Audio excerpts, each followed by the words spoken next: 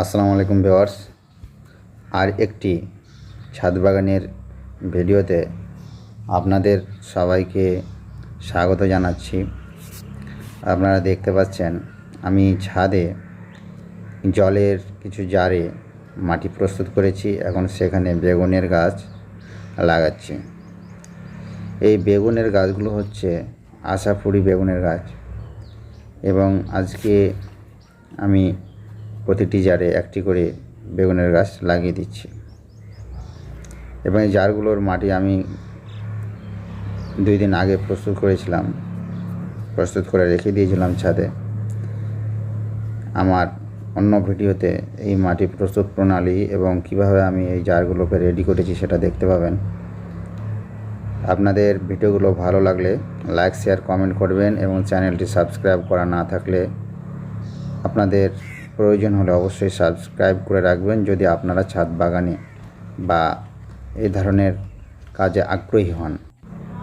আপনারা দেখুন আমি এখন একটি একটি করে গাছ লাগিয়ে দিচ্ছি। এই গাছগুলি আমি একটু ছোট অবস্থায় নিয়ে সংগ্রহ করেছিলাম এবং ক্যারেটে লাগিয়ে রেখেছিলাম। সেখান থেকে উঠিয়ে আমি এখন প্রত্যেকটিকে আলাদা আলাদা করে লাগাচ্ছি। এখন অল্প অল্প করে জল দিয়ে দিচ্ছি, কেননা জল না দিলে, গাছ লাগানোর পরবর্তীতে জল না দিলে কিন্তু গাছটা সঠিকভাবে লাগবে না, এটা আমরা সবাই জানি। যাই হোক, ছাদে গাছ লাগানো এটা আমার কিন্তু একটা শখ থেকেই, শখের বসে এটা আমি করি, এবং গাছ লাগানো এবং গাছের প্রতি ভালোবাসা এটা আমার ছোট থেকেই রয়েছে। কেননা আমি গাছ দেখতে পেলেই, বা যে কোনো গাছ, যে সবুজ প্রকৃতি, এটার প্রতি আমার একটা আলাদাই আকর্ষণ রয়েছে, এবং সেই থেকেই কিন্তু আমার এগুলো করা। আমার এর প্রতি যদি কোনো আকর্ষণ বা ভালোবাসা না থাকতো তাহলে কিন্তু আমি এটা করতাম না। পৃথিবীতে আল্লাহ তাআলা বিভিন্ন মানুষকে বিভিন্ন জিনিসের প্রতি আগ্রহী করে তৈরি করেছেন। যাই হোক, আমার এই গাছপালার প্রতি একটা আকর্ষণ রয়েছে।